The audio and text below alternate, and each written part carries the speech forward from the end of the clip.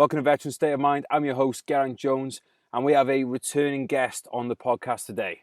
But before we get to him, I'd really appreciate if you guys could listen through a few sponsors, because these guys are veteran-owned, veteran-operated, or they work within the veteran community.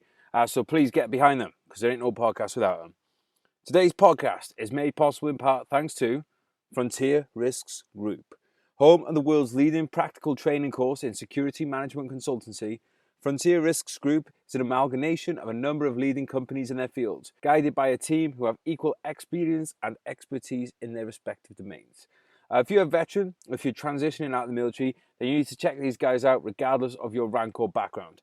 Some of Frontier Risks' former students now work as security risk managers, advisors, travel risk managers, security analysts at some of the world's largest organizations, such as Netflix, Deloitte, BAE Systems, Apple, etc., etc. You can learn more about Frontier Risks Group at frontierrisks.com. That's frontierrisks.com. Also, Frontier Risks Groups, you'll find them on social media, and they're tagged up in the show notes. I want to give some big love to Zulu Alpha Strap Company, Bombers watch straps for alley blokes. Zulu Alpha Straps is a veteran-owned company who know how important it is to be in the right place at the right time. If you spend money on a nice watch, then get the right strap to go with it. You wouldn't buy a Ferrari and drive around those shitty little rims, would you? And if you can't afford a nice timepiece, get a nice strap and no one will know that you're wearing a shit watch. There you go. Life hacks, people. Life hacks. So head to @Zulu Alpha Straps on Instagram. Tell them that I sent you. Check out their pics. They've got some nice ones on there. Give them a follow. Give them some support. Finally, but definitely not leastily, vast love to our friends Combat Comb Over. They're on the other side of the Atlantic and they're veteran owned and operated. They make lovely pomade for you guys with hair. And if you don't have any hair, just get a tub anyway, stick it on your kid's toast or something. You'll be supporting a veteran brand, and to be honest, your kids won't know any difference. All right, today's guest. Oh wait, Combat Comb Over. Find them at Combat Comb Over. There you go. Today's guest, he is a former commando, SBS operator, and a current Guinness World Record holder. He's also an ambassador for the Royal British Legion, who we love long time for supporting this podcast.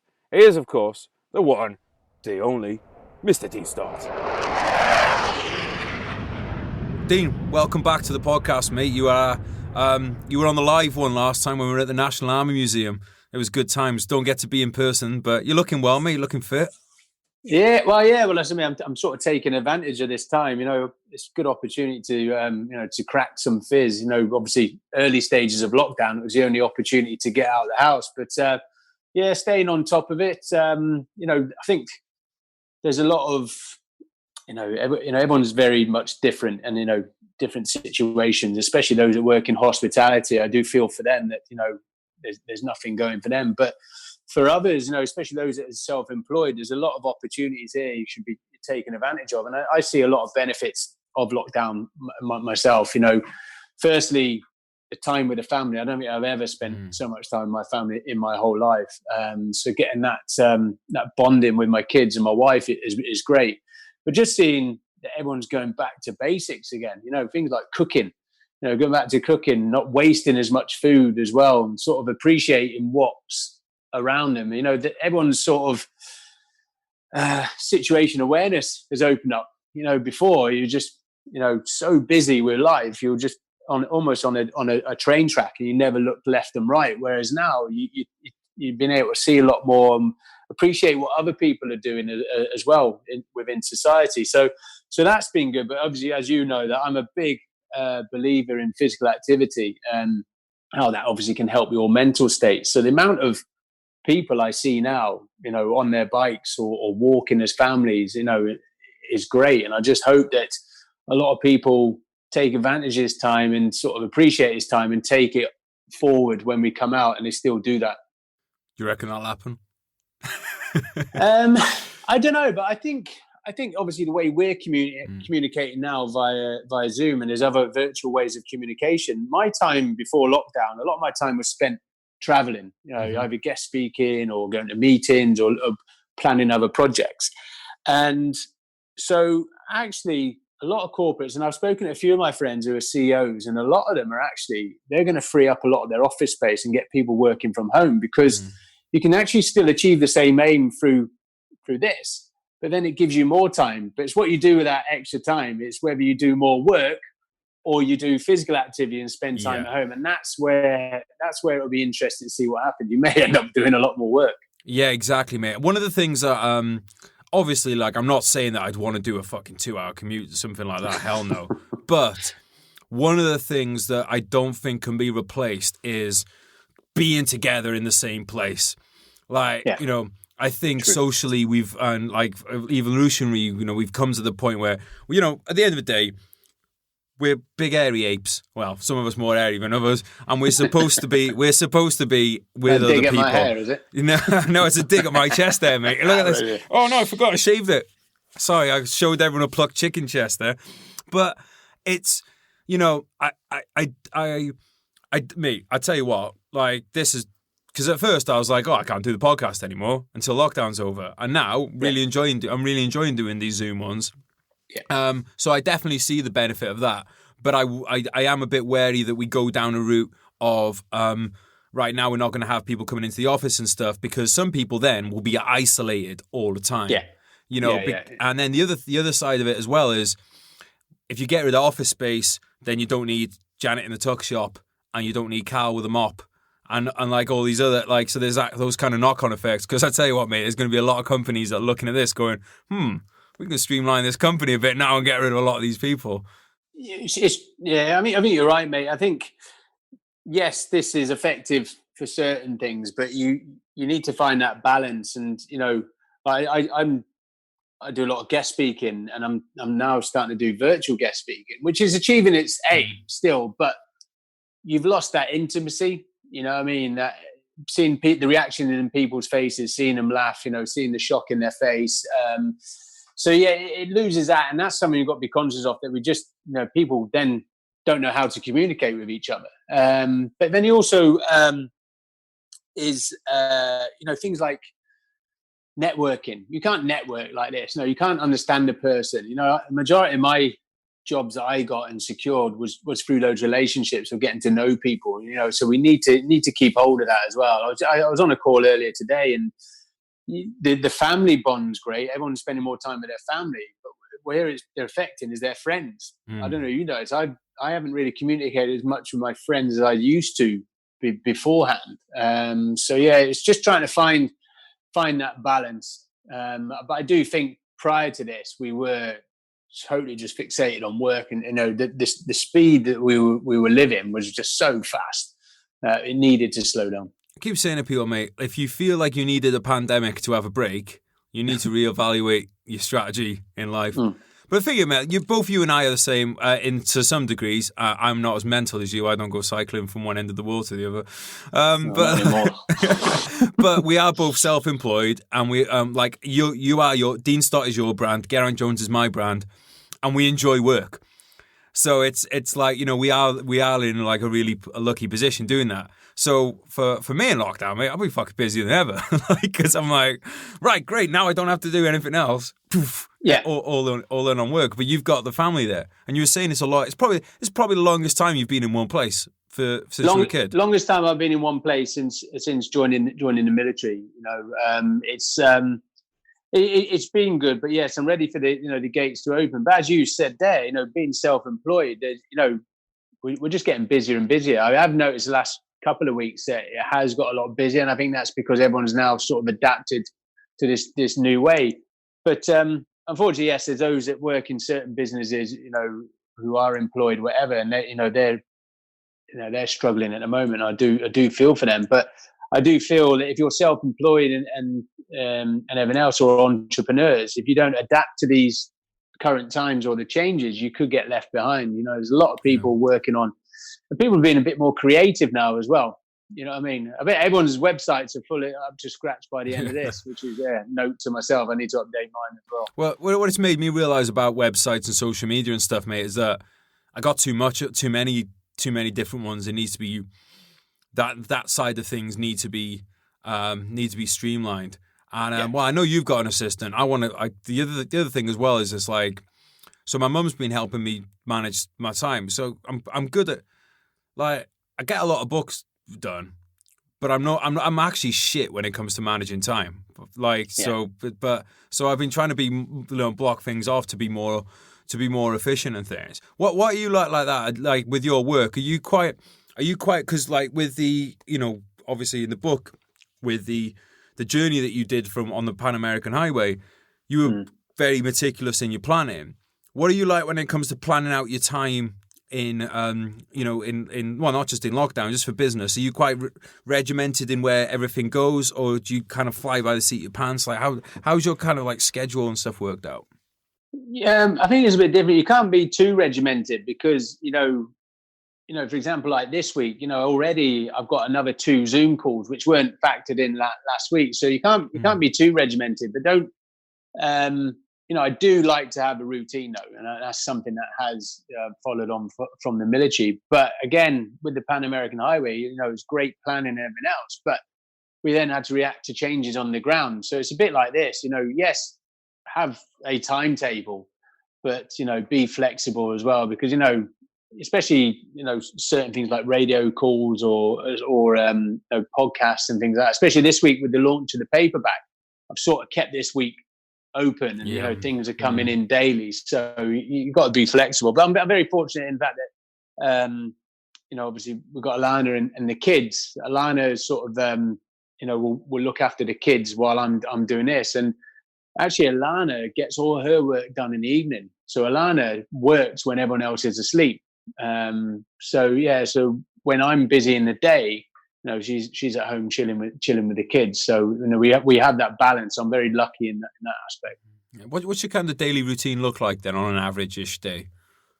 So, I think you need to keep to, talked about routine, that whole thing, getting up in the morning, make sure you make your bed, make sure you get showered, put some clothes on as well. It's very easy. It's very easy to just you got stay kids in the house, mate. I sure hope you got clothes on.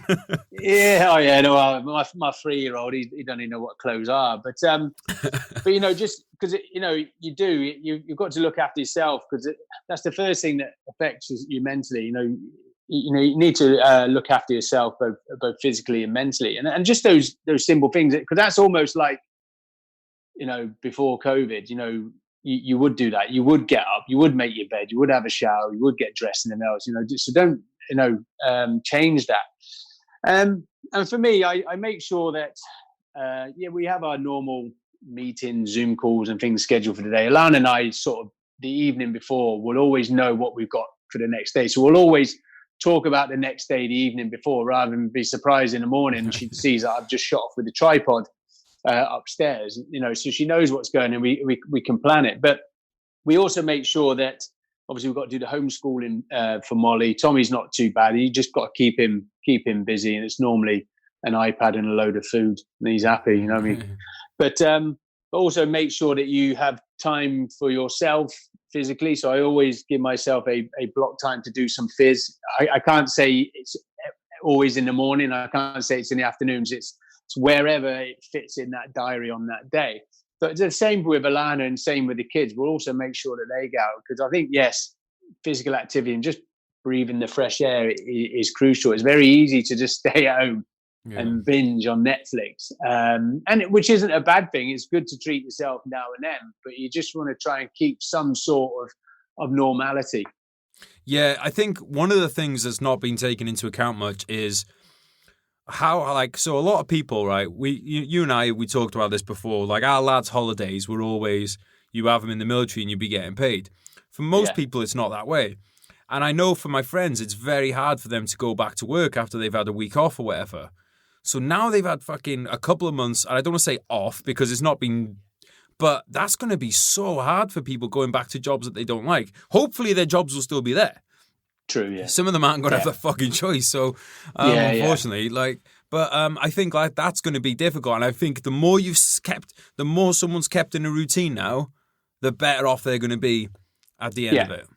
But, even some of my friends, we don't really do so much with my daughter, but they've got their kids in their school uniforms. They're not going to school, but it's just so they know in their mindset, you are at school still today. You're not at home. That's really good, that is, mate. What I mean? So you need to try and be as normal as possible in the current situation. That's the difficult thing. But you've touched on it there. Me and Alana already talked about, I call it BC, AC, before Corona, after Corona. What it's going to be like AC. That sort of reopening the doors and people going back to work. Thankfully they're doing it we'll do it in a sort of sequence. It won't be just straight back to normal. It will gradually be able to get back into it. But it's going to be difficult for some people. But it'll just be interesting to see how people adapt. Some people may still be quite scared of the situation and say, "Well, I'm not going back." You know what I mean? And that's what I worry about is people that, well, you can't force me to go back. Yeah, and that's where you're going to have potential issues. I guess with that though, we already have like a percentage of the population who are like, I don't want to fucking work. I think that they'll probably like it's going to be like, and there are going to be less jobs. So I guess those people will kind of just be sucked up into the unemployment kind of like the part of the country. Like I think. Speaking to a lot of people now, a lot of people are gagging to get back to work because, well, one of the things that, we've touched on before, it's so important to have as a human being is purpose. Like, as much as I do enjoy a Netflix box set, I don't think any of us can say that we were put on this earth to sit in front of Netflix all day. No. Good as it is. Yeah. As much as I enjoy Tiger King, there's some great box sets on there. That is not, as a human being, what is most fulfilling for us.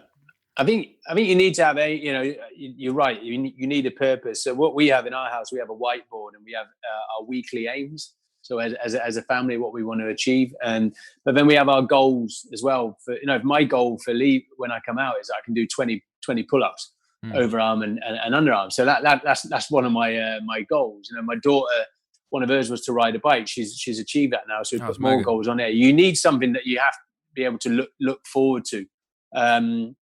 But it's it's going to be, it is strange times. I always get the question, "Oh, what's it like?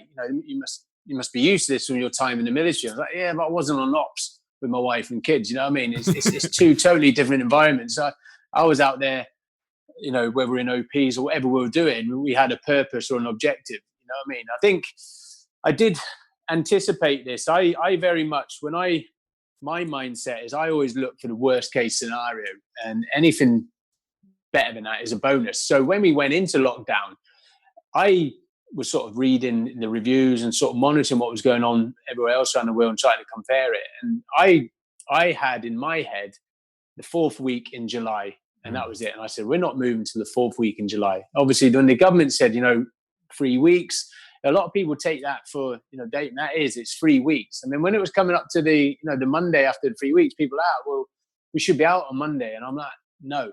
So I didn't really, I just sat back and watched the situation, because I knew once it went beyond 3 weeks, this is when people will be struggling. This is when people will be reaching out, for inspiration or motivation or guidance on how you cope with it. So that's where we are now, is people, we still don't know what the future looks like or timings. Yeah. And, but for me, I still have the 4th week in July, and anything but before that is a bonus. It may be beyond that, but already mentally, I've got myself in that mindset. You're here for the long haul. It's not just 3 weeks and we're out. So your sort of question about people, they like to be at home. They probably would for 3 weeks. Yeah. By the time they get out, I think they'll be rushing out the door to get back to work. Yeah, 3 weeks is a nice period of break, isn't it? But then after that, isn't it? And here's the other thing, mate, as well. It's like I keep saying to people that there's a big difference between, I'm lucky with my mum, got the lovely place in the countryside. There's a big difference being locked down there and being locked down in a 1-bed apartment in the middle of London. Big fucking difference. Yeah. It's everyone says that we're all in the same boat. No, we're not. Everyone has different boats. There's one boat that's sinking, or there's a cruise line, and there's two. There's varying extremes. And me being one, we literally 2 weeks before lockdown, we'd moved from our country house with a nice 2-acre garden on the river to a penthouse apartment in the city with no garden. So, we're like, the timing of it, couldn't be worse. But it is what it is. But that's quite good in the fact that it's then made us conscious that we then need to go out. We need, rather than just open the doors to the garden and let the kids run. We're now all going out as a family rather than just letting the kids go out. So, it has, so I always take a positive from a negative. Yeah, mate, one of the things, talking about taking a positive from the negative, one of the things I've taken from this is how much I enjoy outdoor training again, like circuits and stuff outside. because I just chinned that off. Like I go for a walk, don't do running anymore. But I go for a walk, or I'd go to the gym and lift weights. And don't get me wrong, I am missing the gym, and I can't wait to get back to the gym. But even when I do, I know that I'm going to continue until winter comes. I'm going to continue doing these outdoor workouts because it's been really fucking fun. And there's that extra level you get of like when you do phys outdoors. There's that extra level of satisfaction and just general goodness, well-being that you get from it. Yeah, it is. I've never been really as a gym bunny. I've never really thrown weights around. Yes, I'm a big stocky lad, but the majority I do is body weight anyway. So I used to have a TRX strapped to the tree or a sledgehammer, and flipping tires. So I was a real believer in the outdoor activity. So yes, it'd be nice when the gyms go back, but actually I'm hoping a lot of people will sort of, learn from this period and say, well, do I need to pay 75 quid a month gym membership, or should I just go buy a TRX? I can bolt it to the side of the wall and crack on there, or go for a run, go for a walk. So it'd be interesting to see what happens after Corona with the gym situations, and also financially everyone's going to be in different situations as well. That may be one of the first things, the cost cutting as well. Well, actually, you don't need the gym. Why don't we just go for a walk or a run? Yeah. I mean, one of the things I miss about the gym is it's about as close as a barracks. No, because not a power zone gym, mate. It's all the big lads. But that's what I mean, Lech. What I miss about it, mate, is it's as close to the barracks as I can get these days. Yeah. It's walking in there. There's a bunch of lads in their 20s, 30s, 40s, bit of banter, take the piss out of each other, lift weights together. That is what I miss. And that is irreplaceable. Now, in these 70s, and they're 19 quid, Power Zone Gym, Wrexham, 19 quid for veterans. You ain't getting better than that. But a lot of these chain gyms that you're talking about, the 75 quid a month places, no one fucking talks to each other there. No. Everyone goes in with blinkers on. And I totally agree, mate. If you are going to somewhere like that and you're paying that kind of money, and you feel like you can't talk to anyone, you've got to have your blinkers on, get outside and save yourself the money. You could buy yourself some great home kit for 75 quid a month. Oh yeah, I get some strange looks. I'm very fortunate that I get membership with David Lloyd because I'm sponsored by Jaguar Land Rover in Aberdeen and they have a partnership. I wouldn't pay it myself otherwise. But I used to always get strange looks. I used to find these gyms quite strange. I remember when I was in SBS, we went on a TLZ course down in South Wales, actually. And what's TLZ? Tactical landing zone. When you bring in the hercs on the beaches, wow. you mark out the DZs and the landing sites, the landing strips. And it was in Pembrokeshire. Yeah, it was down in Pembrokeshire. We're in this Welsh little village, and the only gym was I think it was the hotel gym or something. And of course. But it was a social environment for all the younger kids and them to come together. But me being old school, mate, I had a ripped old hanging off me. It was like a Navy SEALs vest. I was covered in tattoos. But when I go to the gym, I just give it my all. If I'm not giving it 100%, and honestly, people were looking at me like that in disgust at the fact that I was sweating on these machines. So I sort of laugh and I do it, and I do the same with David Lloyd because it's all more of an image thing than actually. You don't get your best athletes, I don't think, coming out of David. No disrespect, David Lloyd. But you know what I mean? It's a social environment. You and your free membership just cooking. Yeah, it's just gone, mate. Yeah, chinned off. It's all right. Lucky I've got a TRX. But you know what I mean? It's like, people just look at me strange. And I used to be like, why people, it's a gym. Gym are there to push yourself to your limits. But no, I hear what you're saying. It is also a social meeting point as well. Well, that's what I love about Power Zone, mate, because you'll get lads screaming at each other to push themselves harder and stuff. Yeah. It's fucking awesome. I went to, have you ever been to Equinox? Have you ever been to one of those places? No. So they're like a proper high-end gym. And I went to the one, my mate Gav took me down to one in Hollywood, and that was mental because I tell you what, there were some people in there in absolute top nick, and there was like a lot of I guess they were Instagram influencer models or something. Saw some of the most fantastic asses, male and female, that I've ever fucking seen. But it was very much it was a weird atmosphere in there. You felt like you couldn't make too much noise. Have you ever heard of those Planet Fitness gyms where they have you're not allowed to deadlift and bench press and stuff? And if you start making noise, they've got this thing called a lunk alarm that people press, and it sets off an alarm, and they basically publicly shame you for making noise in there. Oh really? Oh, thankfully I don't make much noise, and I've never been one for gurning and screaming and things like that. I keep it inside. So, but like I said, I'm not a big fan of the weights, so I don't need to do that. But no, I'll be avoiding them ones then. Yeah, it's just mental, man. Like they've come up. To be fair to them, it's a great marketing strategy because basically what they're getting people that want to go to gyms that don't want to go to others. Because I always say to people, never look down on anybody in a gym because just to go there has shown that they're trying to make a fucking effort. So like you shouldn't. Sometimes, mate, do you ever have it when you're driving past someone and you see like someone's a bit overweight and you see that they're running, they're really struggling? I kind of want to. I want to wind the window down and be like, "Fuck it, yes, come on, let's get it." I do. I love it. I always say to my wife, I have more respect for people like that. The fact that they're trying, because especially like with body shaming as well. A lot of people. This is where the likes of turbo trainers have become more popular now. Is that people want to get into a decent, a bit almost like it's like a cycling version of a treadmill. They don't need to be out on the road running or walking. They can get themselves in a reasonable condition. So that's sort of taken off as well. But yeah, I always say I have massive respect for them because they're out there and at least they're trying, and you cannot fault anyone for trying. But like you said, you don't want to wind down the window because you think they're taking the exactly. Piss out. I don't want to make them feel self-conscious, but I want to give them a high five, man. I want to give him a high five. Come across arrogant, especially when you come out, looking quite good condition. Good effort. Looking essence. Yeah, but that's the shame of it because I genuinely do want to encourage him. Yeah, I know. I'm with you, mate. But because the thing is, mate, if you're like properly overweight, that effort it takes to even just jog, like that's equivalent to like back in the day running with a burger on or something. It's fucking hard work. And you've got to be conscious what you say. I know we had a medic on the Pan American Highway with me, and he was slightly overweight when we started. And I remember cycling along and seeing him skipping. And I made a comment at lunch. I was like, "Jesus, I'm sure I saw a set of breasts when I was cycling through the desert." And he really took it to heart. So I was like, maybe not. You know what I mean? So you've got to be careful because words are quite powerful. And I said, "What?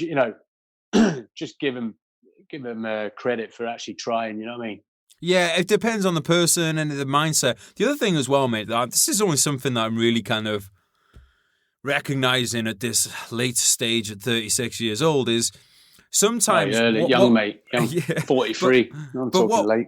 But what could have been funny yesterday, what could have been funny between mates yesterday might not be the next day because it might have been something as small as someone having an argument with their missus in the afternoon. In the morning, and you say something in the afternoon. Yesterday they would have laughed at. That day, it could be the straw that breaks the camel's back for someone. It is, mate, and that's something. That's one thing There's one thing I miss about the military is that there's nothing. You can go as dark as you want in regards humour in the military, and even when it's personal at you or at someone else, it's duck off the water's back. You just brush it off. It's really good banter. But then when you leave that environment, and even if I was still with you or some of the other guys drinking downtown, you'd be conscious to say it just in case, because people don't know your backgrounds. And, with the world being, a little bit too PC, you've got to be really conscious what you say. And I've really found that difficult when I left in the fact that I've done the Pan American Highway and things like that, and I did it for a mental health campaign, which was great. But one thing Alana said, especially to the documentary team, one of the good things about Dean is his sense of humor, and I do have a dry sense of humor, but because you're an advocate for mental health, and obviously you've got young children on your Instagram and social media, you've got to be really conscious about what you say and in what environment or how it can be perceived as well, because especially the media, they'll just twist anything. But and that's where you see me at my best, when I'm on the lash with the lads in an environment where we can speak openly, and that's when the humour comes in. Yeah, we need one of them, mate, when this is over. But that's one of the weird things, though, isn't it? Because it's like what's good for your mental health and my mental health is banter. That's what helps us. But then we'll get slammed with it. We'll get slammed for it. Yeah. it's a coping mechanism in the military. In the deepest and darkest places. We've been there in some hairy situations or horrible situations. Then someone will just pipe up with a one-liner. Dry as you like, just a one-liner, and just bring everyone back up. It is a coping mechanism, and actually, one of the ethoses of the special forces is humor. You need a sense of humor, and but I do say I always miss the clowns, but not the circus. You know what I mean? So I do miss the lads.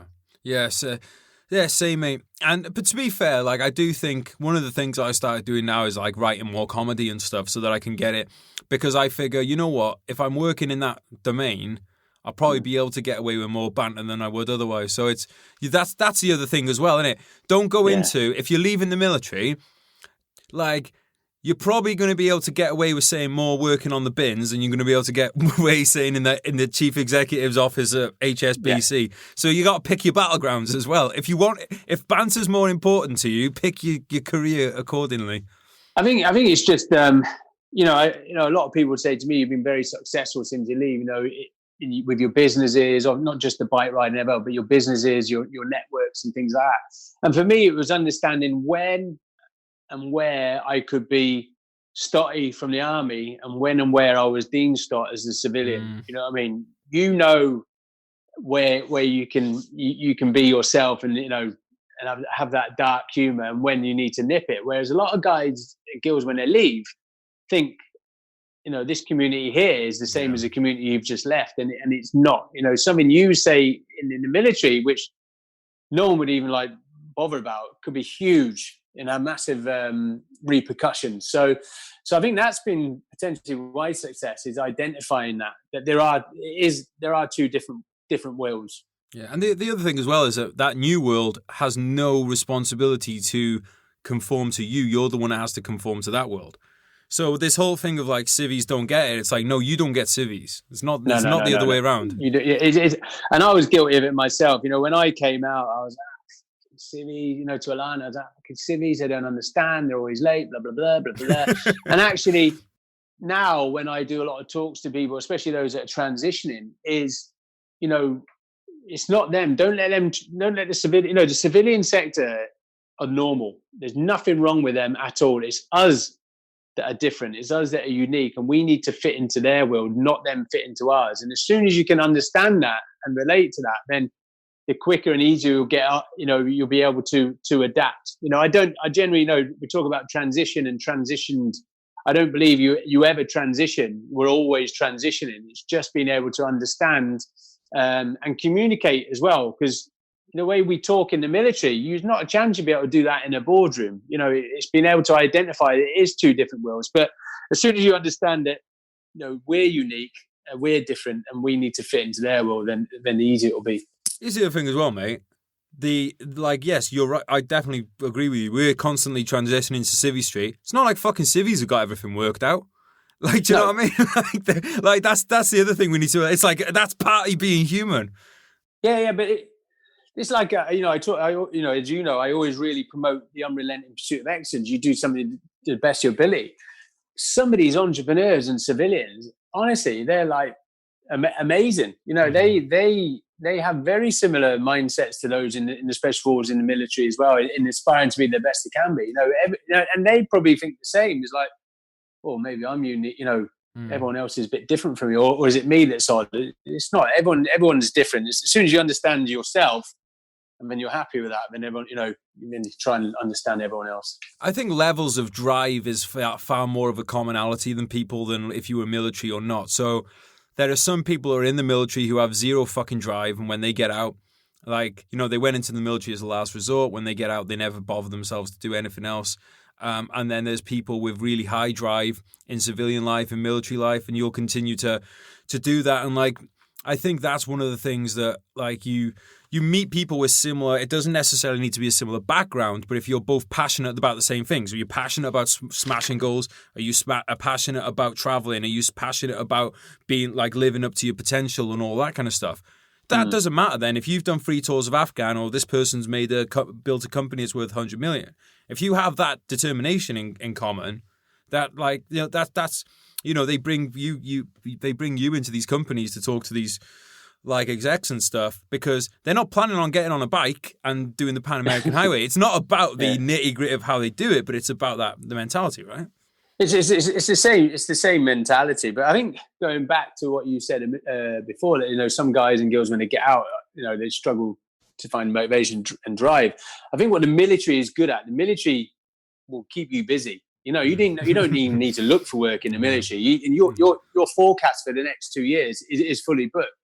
It's when you sort of get to and because they've been told what they're doing day in, day out, then when they leave, no one's telling them that. You know what I mean? So some of them struggle with that. But then you get guys and girls who then go up through the ranks, who are then sort of planning those projects, and they're the ones that tend to do well. But even some of the younger guys and girls are entrepreneurial, and they feel like the military's holding them back, and then they so they get out. So everyone is unique. But yes, like you said, I talk to a lot of FTSE 100 companies, finance, universities, military, and we talk about leadership and the mindset and the unrelenting pursuit of excellence. When in fact, I did one last year for St James's Place Wealth Management, and you had a England World Cup winner, rugby player Lawrence Delalio.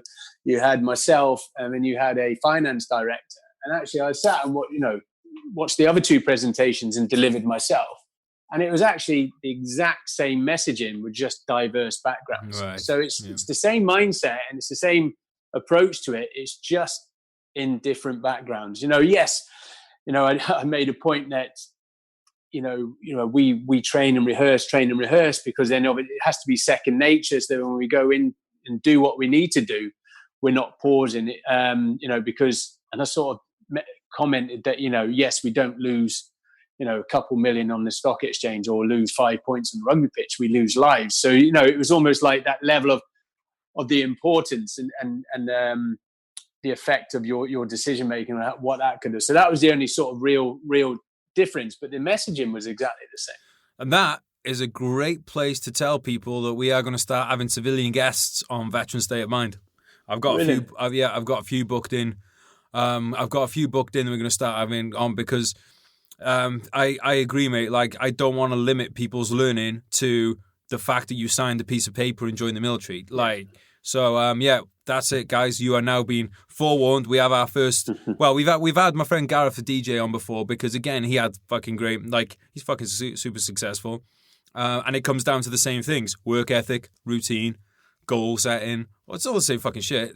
There's no secret recipe, and I know.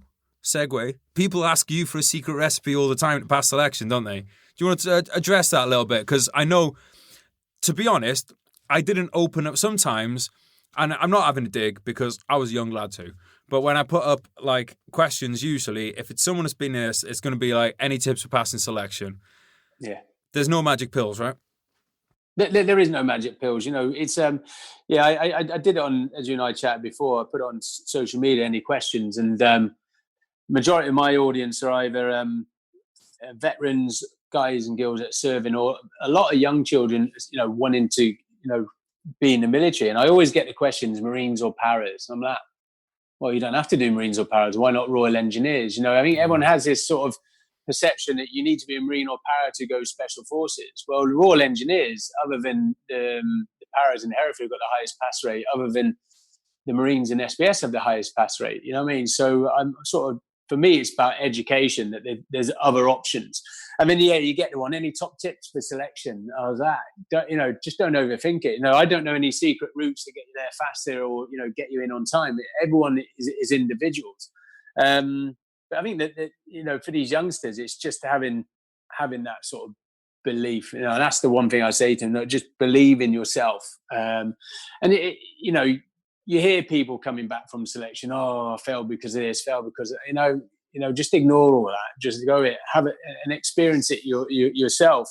It's difficult when you see, shit that's on telly at the moment, about everyone's, selection. That couldn't be far from the truth. That is a reality TV program, sticking next to Towie and fucking Love Island. You know what I mean? That's about it. Nothing on that show is the same as selection. The instructors don't even shout at you. They don't even communicate with you other than to tell you to do something. They don't even know your name. You mean the instructors in real selection? in real selection. You know, unlike the other military courses, be it the All Arms Commando course, P Company, and things like that, where as instructors they will inspire, they'll motivate you, and they'll tell you you're doing well. On selection, they won't say anything to you. You know, it's because you have to be self-motivated. There's not any screaming and swearing and shouting. If you're screaming and swearing, you know, it's a lack of, you know, intelligence or struggling to find the words. So that's the sort of problem with what I see at the moment is everyone thinks it's like that, and it's not. It's a grown-ups course. Yeah, you know, that's what I mean, like when you go basic and say, training. yeah, it's like basic training, but you're a grown-up. But you know, you have to obviously pass your 1 week briefing courses to get there. So you know, or the units, Poole or Hereford, know that you are the right caliber anyway. So you just go on there and you're learning all over. You know, I had the question, did you go to the jungle before you went on the jungle on selection? Yes, I went to Belize and went to Ghana, but that didn't matter because they were teaching me from the start all over, because the SOPs within the Special Forces is very much different from the rest of the army anyway. So you go there on a blank canvas. You know, when I was an instructor on the All Arms Commander course, that was the same. My best students were your dental officers from the Navy or your doctors, because they had no habits. You know, they'd done basic training years ago, and then obviously we're surgeons. But then when you had like corporals and sergeants from the engineers or artillery who had done, you know, some, you know, infantry to a level, they'd picked up bad habits. But in the commando forces, again, their SOPs are different from the regular army. So my best students were those that were a blank canvas, because whatever I told them that they would do. Whereas the other one, you almost like teach them to ride a bike again. Yeah. And that's what it's like on selection. You go in there, it's a blank canvas, and they'll teach you from the start. Yeah, I think it's important people remember anything you see on TV, treat it like treat it like a Hollywood movie. Like it's not reality. It doesn't mean it's not good entertainment to watch, but it's not reality, and it's not what you should base your training on your expectations on. Exactly. I mean, we had a guest on from the unit, you know, from Delta, and he was saying exactly the same thing on their Tier 1 selection. You're there because they've asked, like, they're like, right, we want to see what this guy can do. And if you want to quit, no one's going to say anything to you. They're just going to say, okay, off you go. They're not going to motivate you. They're not going to shout at you. They're going to, like, if you want to make it, and if you make the cut, you make the cut. If you don't make the cut, you don't make the cut. Simple as that. Exactly. It's a grown-ups course. And that's one thing I really liked about it as well. They didn't shout at you or belittle you. You know, they treated you like adults. And going back to the TV, you know, the TV, yes, it's great viewing, it's getting great views. I say great viewing, I've never watched it, but it's getting great views. But there's a fine line between authenticity and entertainment, and it's just, you know, gone the other way. But again, you know, they probably had to do that in the fact that they can't give away actually what we do anyway, because they'll be breaching disclosure anyway. So, you know, they're doing what they can with the sort of what they're able to share anyway. Yeah. But yeah, its selection is very much a different course completely to what most people are used to in the military. Yeah. So let me ask you this, mate. It's been, what is it now? Been 6 months since the hardback came out? Yeah, October was it? Yeah, about 6 months. Yeah. What's the kind of like? How do you feel like now that the book's been out there? What are the kind of like some of the surprises that you've had? Some like nice surprises, bad surprises, you know, off the back of a book, because you're taking like a lot of your life, putting it out there in the public domain, you know. So how's that all kind of panned out? I think for me, the most important thing for me was the fact how it was received by the SF community. I've always been conscious what I do, and that's why I turned down the opportunity for SES Who Dares Wins. You know, it's all about maintaining that integrity, maintaining that relationship. So actually to get feedback from my friends who are still serving, who say it was an excellent book, was huge to me. I didn't need any other sort of anyone else to comment. So that for me was a huge relief that I'd done it right. And I said, there's lots of books out there, biceps and bullet books, you know, people doing motivational quotes. And bullets. You know what I mean? You know, motivational quotes and things like that. Whereas, as you know, with this book, it's very much different. I don't really touch much on the SF. It's real life stories and real life situations. I had this conversation with someone the other day, is that, yes, it's great that you were in the special forces, but a lot of people will rest their laurels on that. You know what I mean? For me, it's what have you done since, or what are you doing next is what's important to me. So I was pleased about that with the book, and some amazing reviews from people saying, without a doubt, the best book in its genre, of a fiction. I think it surprised a lot of people. People weren't aware of, about the bike ride, knew about the military, weren't aware about the middle section, evacuating embassies and burying weapons and things like that. So that's been good. But, you're not on TV, you're not doing a reality TV show, so you're not getting exposure, you're not getting the big numbers. But I think with this book, it's going to be a steady one. It's going to constantly keep selling the more and more people hear. The sort of surprises, I had issues with my support team on the bike ride, I had to get rid of the medic because he was bullying the documentary team, the mechanic and the soft tissue therapist we talked about in the book as well. And, they've sort of been in the backgrounds trying to do what they can to try and tarnish the book, but it's just had no effect at all. So that was a bit annoying, background noise as I call them. Maybe I shouldn't have said I saw a pair of breasts skipping in the desert. Upsetting. But for me, I'm pleased that there's a book out there. Of course, I keep getting the question, is there going to be another book? And for me, that's my story up until now. And, I always look at what's next. And I always like to say to people, this is just the beginning. The Pan American Highway, that wasn't the end. That's just the start of what's to come. And as you know, my plan is to kayak the River Nile from source to sea, which will happen, whether it's this year or next, depends on the current situation. But yeah, no, I'm pleased it's out there. But like I said, it's sort of, the more people read it, the sooner identifying it isn't your biceps and bullets sort of fiction one, or people just trying to ride that wave.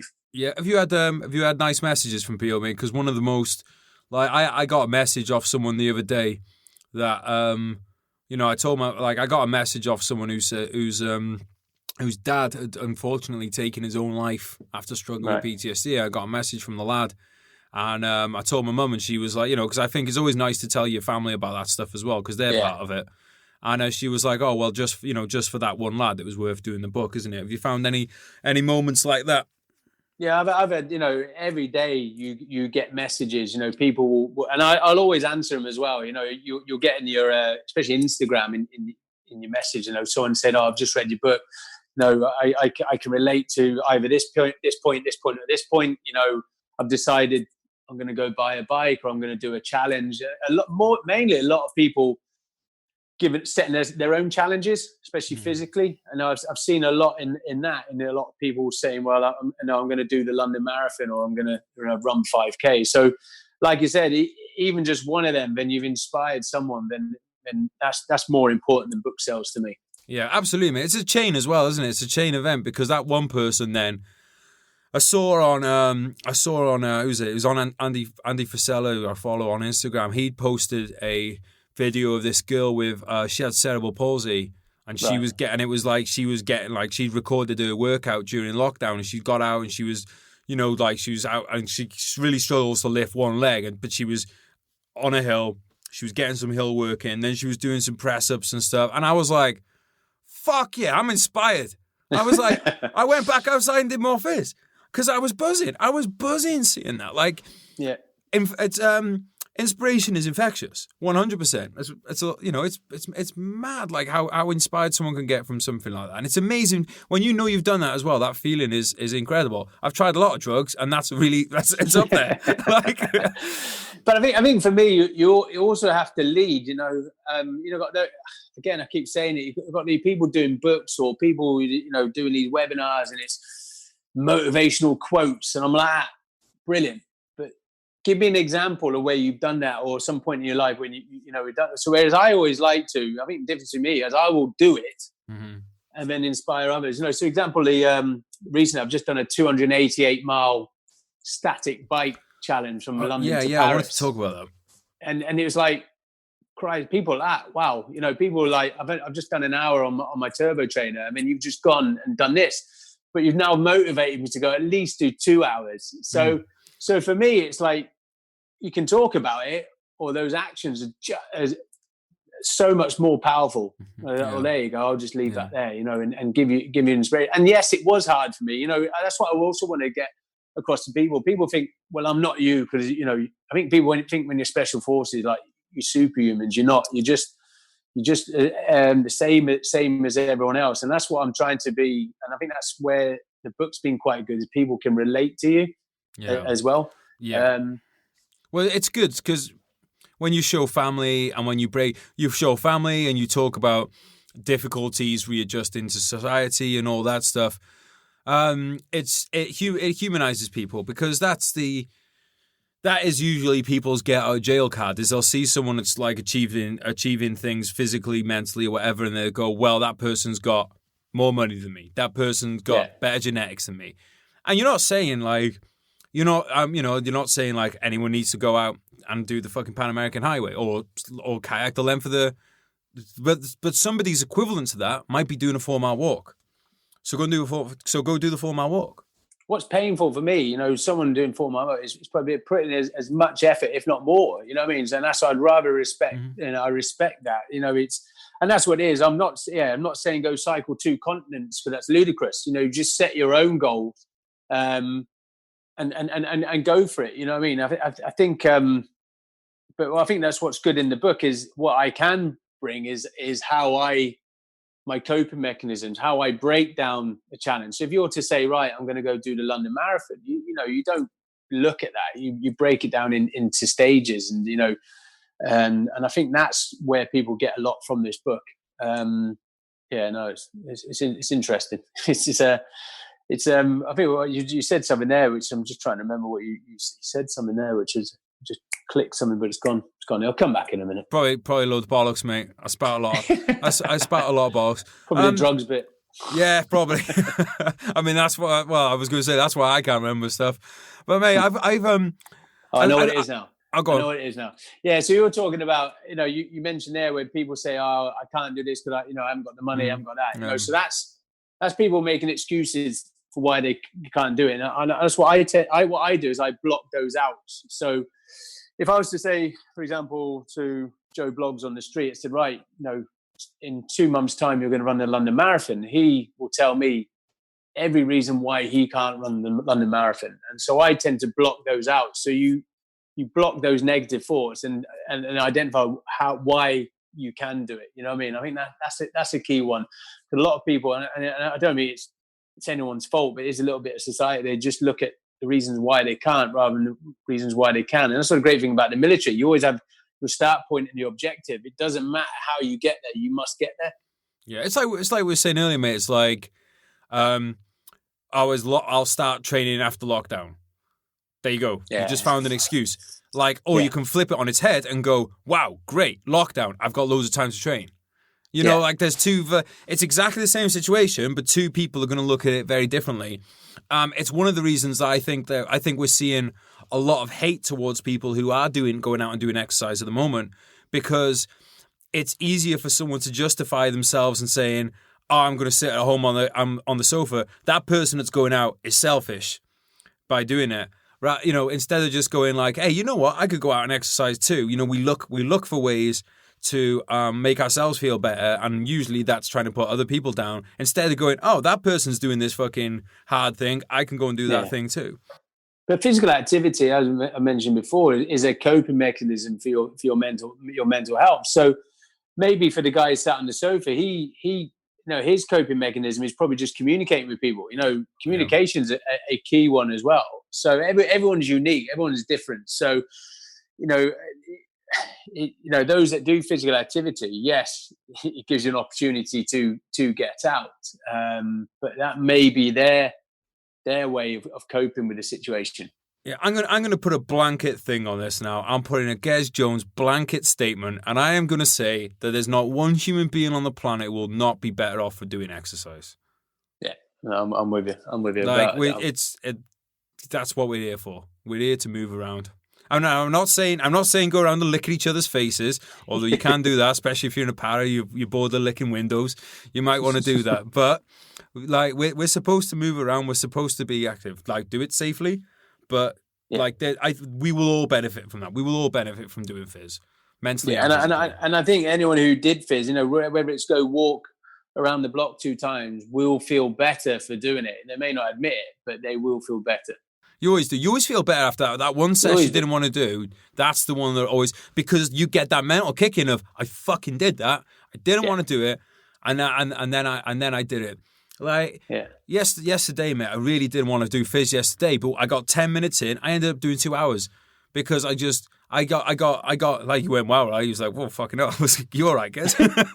But like, just because after that first 10 minutes, that it wasn't the physical activity so much. It was me tapping myself on the back going, you didn't want to do this and you did it. That's fucking dope. And then it was like, I got some tunes on, got some like, you know, got outside, got the fresh air. And then you just don't want to go in, do you? And then I ate a bunch of pizza. It's difficult, you know, because you do get distractions as well, you know, especially if you allocate. That's why I don't say, right, I'm going to do it in the morning or such and such, because especially like with my 3-year-old, you know, he's doing backflips, he'll have a meltdown, which, you know what I mean? And he needs your attention. And that's probably your window for doing fizz. And you think, so for me, I don't set a time. As long as it's done before I go to bed, then I'm happy. And it doesn't even need to be much. I've got a pull-up bar above my bathroom door, you know, so even though I just do 10 sets of 10, not in a one-er, but throughout the day. And I know, you know, we've got Post-it notes around the house, and each time you walk past the station, you know, it might be like 5 star jumps, or it might be 5 burpees, but before you know it, subconsciously, you're actually doing fizz without even factoring fizz into your timelines. And you know, there's areas around the house you'll be avoiding where the burpees are. Like, you're going through windows and stuff, so you don't have to go down the corridor. But we used to do it on. I remember we used to do it on tours when we, you know, because you used to have a right potty mouth when you're on tour. You know, my missus knew when I was with the lads for too long, because, you know, it was quite potty. But when I came back, I was conscious of that. So the month before I came back, anytime I swore, you know, you'd have massive arms. Anytime I swore, I'd do 10 press. Yeah, exactly. But you know, I'd do 10 press ups. So you're subconsciously doing fizz without actually allocating into a time in your day. So that one with the Post-its is a good one. Mate, I tell you what I've got recently, because I spend a lot of time sitting down writing. I got one of those. You see the bands that like chicks are like, you know, all wear to do the booties and stuff. I really recommend them to anyone that spends a lot of time sitting down. I really recommend them, because even just all you do is you stand up and you put them around your thighs. Because it's pulling your thighs in, it activates this, I think it's called your piriformis, which is a muscle in your ass. Right. And basically, like, after sitting down, like, it goes really quickly, but that muscle basically totally switches off while you're sat down.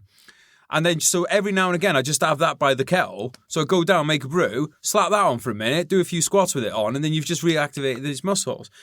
Yeah. Because it's great to do an hour's fizz, it's great. But if you spend the other 23 hours of the day static, you know, that's not ideal, is it? You know, so it's getting those little bits in. And mate, we've been lucky at the moment. Like, the weather at the moment is just unreal, another level. Yeah, which isn't helping some people. But then it also gives, you know, those who may not want to have gone out for a walk, you know, it is their sort of motivation. You know, I do believe that weather does affect your mental state as well, in the way you feel. And obviously it's great having that.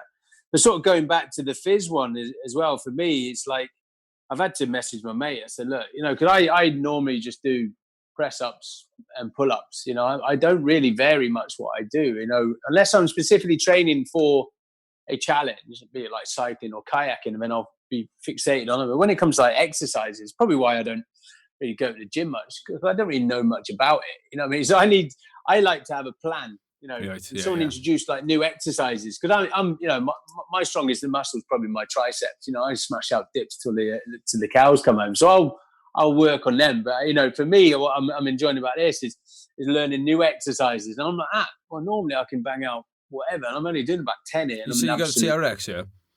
I have the TRX. Yeah, I've got the TRX. I've got the pull-up bars, and I've just bought this. The pull-up bars I can take down and do press-ups as well. But I've just bought this press-up bar, and it's got different holes then you can work your back, your chest, your tries.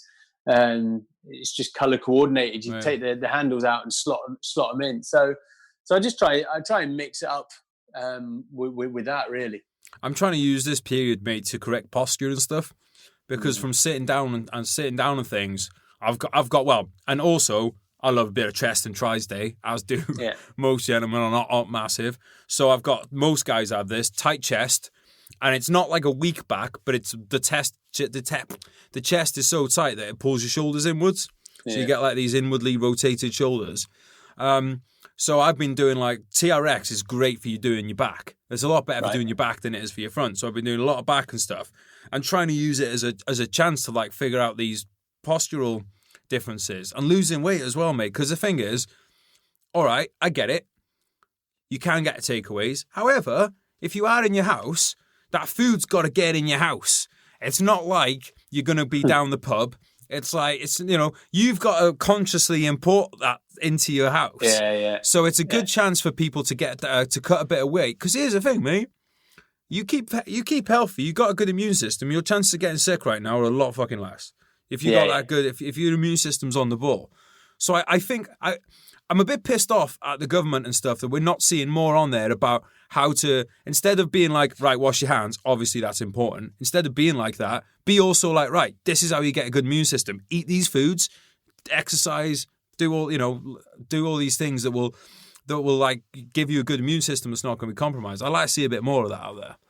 Yeah, no, I think you're right. And I think, what me and Lana have sort of said, we would quite happily go out for a meal and spend, £100+ on a meal like that. That's like a week's plus shopping now. You realise how cheap it is to eat at home, but eat healthy. So, it'd be interesting to see if I go back to that way. Well, you will be when we meet up, mate, and you're paying because you got the book out. Exactly. But I think, you're right. I think that, there's, other than fitness for your mental health, there's other factors. It helps your immune system and everything. And it's just that evolving cycle. But again, I do believe that these pharmaceuticals take advantage of the fact that the world is obese and things like that. What I mean? Course, they wanted the world to be like that. So it's actually, I think they were trialing it last year, the NHS, rather than going in there and being given pills and everything else. They were trialing gym memberships, for people to go to the gym, because once people start getting physically active, then they're not going to be required to have or need medication and things like that. I mean, it's sort of, you're not then straining the NHS, and everyone's at the moment it's all about the NHS. Well, way to avoid straining it is get people fit again. Yeah, stop smoking, stop drinking, stop eating fat stuff. Now, before people call me a hypocrite, I'm going to tell you right now, I'm still going to eat Domino's, I'm still going to drink. Yeah. But you need to treat yourself, though. You need to treat yourself. Yeah, exactly. Otherwise, even I do it. Me and my wife, we'll always treat ourselves. But we have it on the whiteboard. We have our goals. We achieve our goals, then you get the treat. You don't achieve your goals, you don't get the treat. So it gives, again, that sort of motivation to hit it. Because, I would smash a Domino's on my own. I mean? I don't share it with the kids. I'm very lucky the way we live. No one does delivery because it's in the sticks.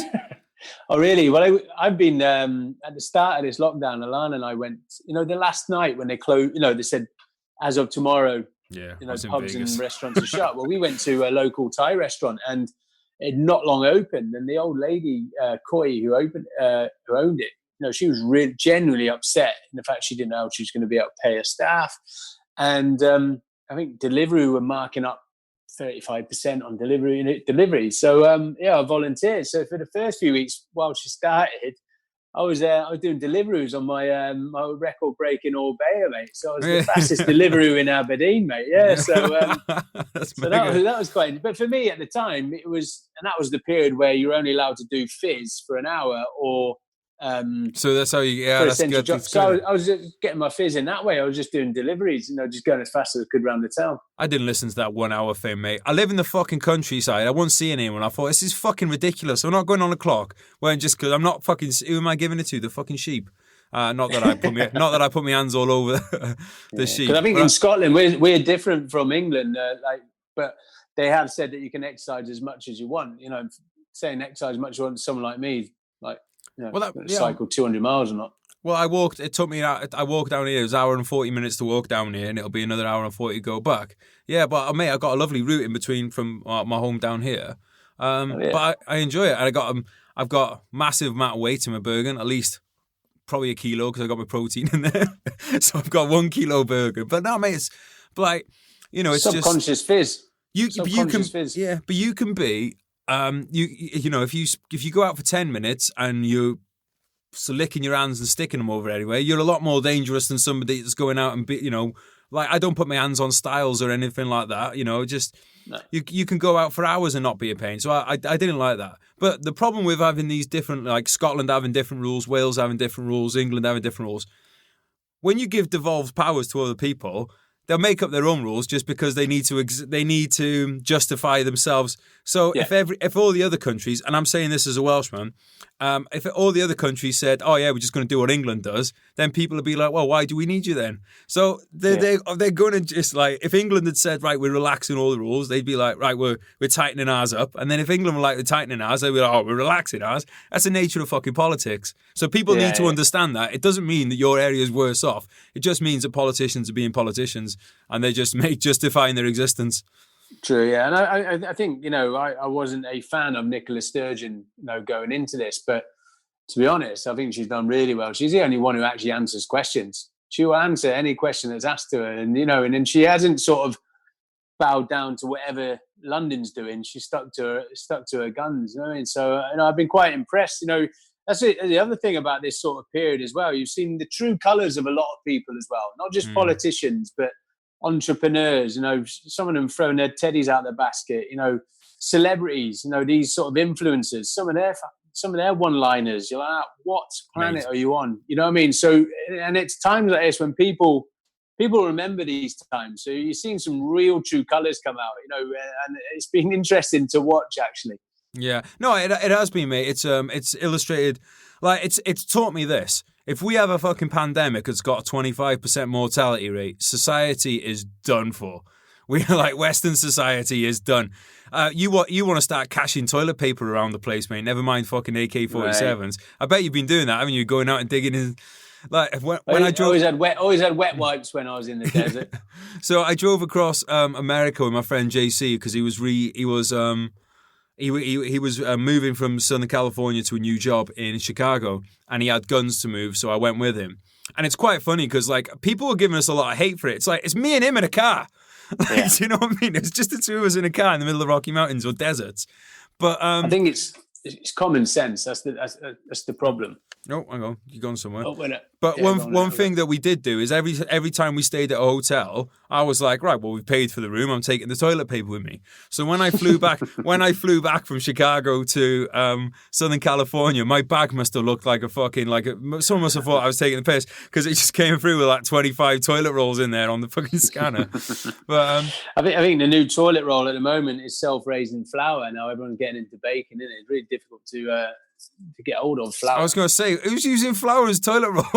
What the fuck? Mate, if it's one thing is lockdown's taught me anything, it's that you got to make the best of. I'm not going to say necessarily a bad situation because obviously for some people that have been really badly affected for this, like you said, we're not all in the same boat. There's all kinds of millions of different fucking boats, but you can't make you have to make the best of a situation. You really do. You have to.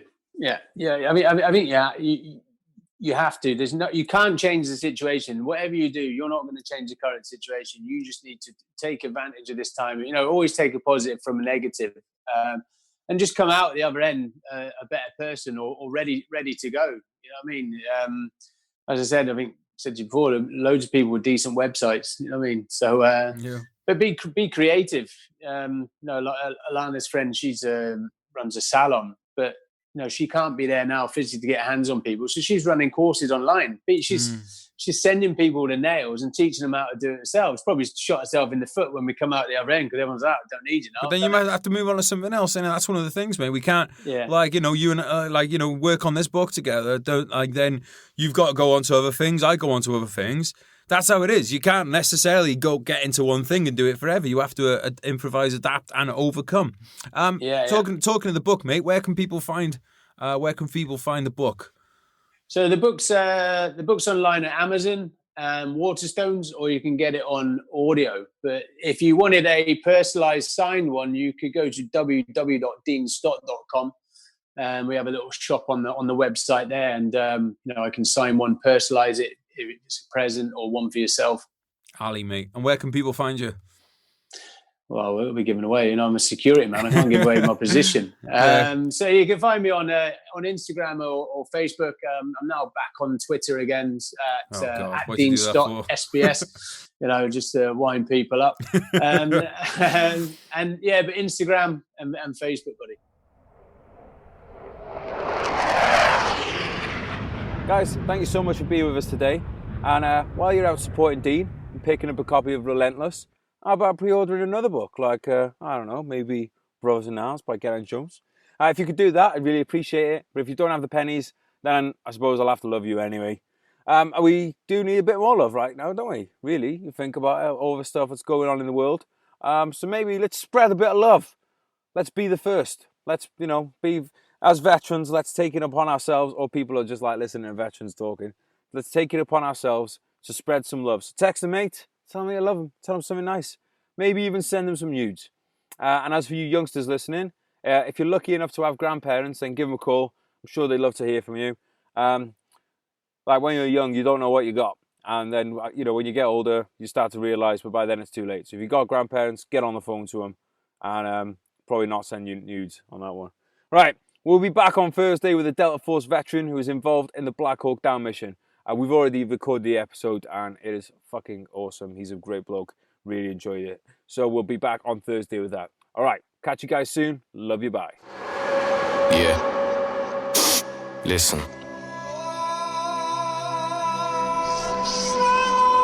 Shout out Teaser. You told me not to worry, and you wouldn't break my heart. You told me you were sorry, yeah, my whole world fell apart. You said it's not my fault, and yeah, I've never done you wrong. I'm grinding to a halt, now I can see you're moving on. I promised I'd get better, and I told you things would change. You keep me to the gutter, yeah, I'll never be the same. I've gotta let you go, now live your life and spread your wings. And yeah, you put on quite a show, and pulled the puppet strings. And are you sure that you don't want me? Remember all the pain, or maybe you should thank me. It's your loss and my gain. I'm leaving now forever, I won't hang my head in shame. But yeah, you've taken me for granted, and you should feel ashamed. You sold a dream to all of us, a dream that we'd all die for, a reason for us all to live and something we could fight for. I might just help a man up to his feet or hold a newborn, but no matter what I do, my hands remembering my rifle, yeah. Life's hard, I know that, still wouldn't change shit. I wouldn't go back, yeah, I wouldn't go back. Feelings I hold back, memories fade, yeah, they go fast, yeah, they go fast. Good times that come and go, survive the highs and lows, just take it step by step, I guess, yeah, I suppose. Good times that come and go, survive the highs and lows, just take it step by step, I guess, yeah, I suppose.